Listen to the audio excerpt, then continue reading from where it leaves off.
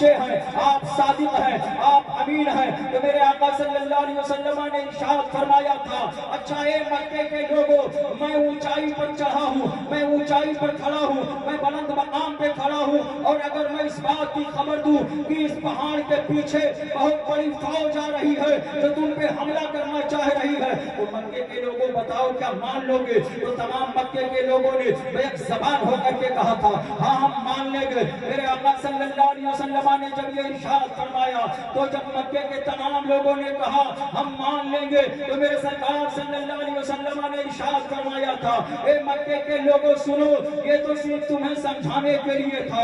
اے لوگوں سنو، میں آخری نبی ہوں، میں محمد الرسول اللہ ہوں، تم سب کے سب کلمہ طیبہ پڑھ لو، لا الہ الا اللہ محمد الرسول اللہ۔ تو حضرت محترم اس وقت تمام لوگ وہاں سے چلے گئے تھے۔ حضرات بخاری شریف میں آتا ہے، صعد النبی علی الصفا فجعل ینادی یا بنی فہر یا بنی عدی جن بطون قریش۔ میرے آقا صلی اللہ علیہ وسلم نے سب کو جمع فرما کر کے یہ ارشاد فرمایا تھا۔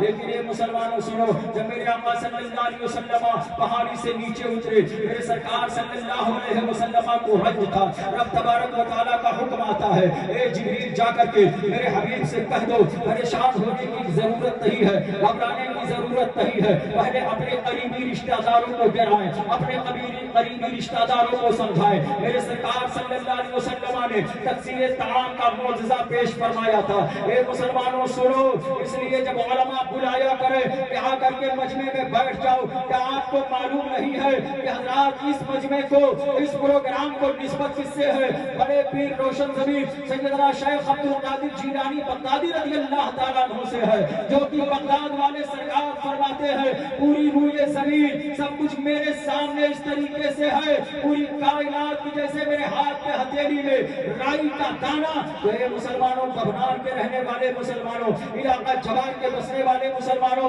کیا ہم اور آپ غوث اعظم کے نظروں سے پوشیدہ ہیں؟ نہیں نہیں، سرکار غوث اعظم رضی اللہ تعالیٰ عنہ ہمیں اور آپ کو ملاحظہ فرما رہے ہیں۔ اور اے مسلمانوں، جس پر سرکار غوث اعظم کی نظر ہو جائے اس کی دنیا بھی کامیاب ہو جاتی ہے، وہ آخرت میں بھی کامیاب ہو جائے گا۔ کہا جاوید صاحب سے کچھ پوچھئے، حضرات ایسا ہی نہیں ہے، ہم سال پروگرام کرتے ہیں غوث اعظم رضی اللہ تعالیٰ عنہ کی محبت میں فیضان غوث اعظم انہیں مل رہا ہے، ہمیں اور آپ کو بھی مل رہا ہے۔ اور حضرات جب غوث اعظم سے محبت رکھو گے تو انشاءاللہ ملتا رہے گا۔ اے مسلمانوں سنو، آقا کریم صلی اللہ تعالیٰ علیہ وسلم کے دیوانوں، مصطفیٰ جان رحمت صلی اللہ علیہ وسلم کے امتیوں، میرے آقا صلی اللہ علیہ وسلم نے اس مذہب اسلام کو کس طریقے سے پھیلایا ہے، صحابہ کرام نے کس طریقے سے مذہب اسلام کی آبیاری فرمائی ہے۔ حضرات آقا کریم صلی اللہ علیہ وسلم نے کس طریقے سے اس مذہب اسلام کو پھیلایا ہے۔ ایک مرتبہ جھوم کے درود پاک پڑھیں تو رحمتہ اللہم صلی علی سیدنا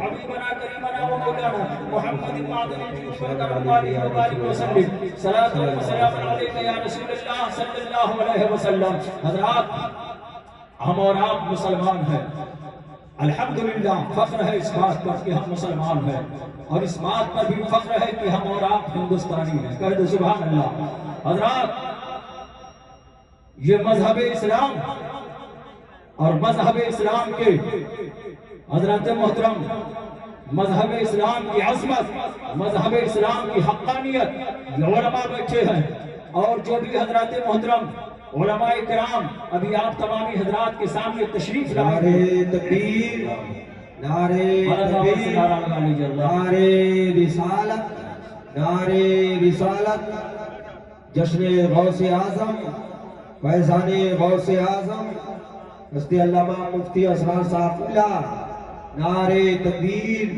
نعرے رسالت۔ ماشاءاللہ یہ دیکھیے ہماری جماعت کے بہترین عالم دین مفتی اسرار احمد صاحب قبلہ فیضی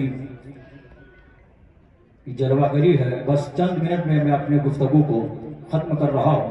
حضرات آج ہم اور آپ دیکھ رہے ہیں یہ ماڈرن زمانہ چل رہا ہے، جدید زمانہ، نیا زمانہ، بہت کچھ ترقیاں حضرات دیکھ رہے ہیں۔ میں صرف آپ حضرات کو یہ بتانا چاہوں گا کہ مذہب اسلام نے جو ترقی کی ہے، اور مذہب اسلام کی حضرات کتابوں کو پڑھ کر کے مذہب اسلام کی حقانیت کو جان کر کے آج لوگ ترقیاں کر رہے ہیں۔ آؤ میں آپ کے سامنے عرض کرتا چلوں، खलीफा दोम सैयदना फारूक आजम रज़ी अल्लाह तआला अन्हु को कौन नहीं जानता है। सैयदना फारूक आजम रज़ी अल्लाह तआला अन्हु हजरत खलीफा दोम है, मस्जिद नबवी शरीफ है। और हजरत मोहतरम हजरत सैयदना फारूक आजम रज़ी अल्लाह तआला अन्हु ने मदीने पाक में एक मर्तबा बुलंद आवाज से इरशाद फरमाया था, अस्सारियतुल जबल अस्सारियतुल जबल। हजरत मोहतरम बहुत सारे लोग वहां हाजिर थे, मगर किसी में हिम्मत न रही, किसी में ताकत न रही कि कोई पूछ ले, ए अमीरुल मोमिनीन खलीफे दो, यहाँ पर तो हजरत सारिया मौजूद रही है, आप किसको आवाज दे रहे हैं। हजरत उस वक्त को नोट कर लिया गया था, उस टाइम को नोट कर लिया गया। और हजरत मोहतरम कुछ दिनों के बाद जब हजरत सारिया रज़ी अल्लाह तआला अन्हु वापस तशरीफ लाते हैं, तो जिन जिन हजरात ने सुना था सैयदना फारूक आजम रज़ी अल्लाह तआला अन्हु के जबान से निकले हुए इस कलमात को, वो सारे लोग पहुंच जाते हैं और पूछना शुरू कर देते हैं, ए मेरे भाई हजरत सारिया ये बताइए फला तारीख में, फला महीने में, फला दिन में, फला वक्त में आप कहां मौजूद थे। जब आपने अपने जहन पे जोर दिया तो फरमाया था, ये सवाल करने वाले सुनो,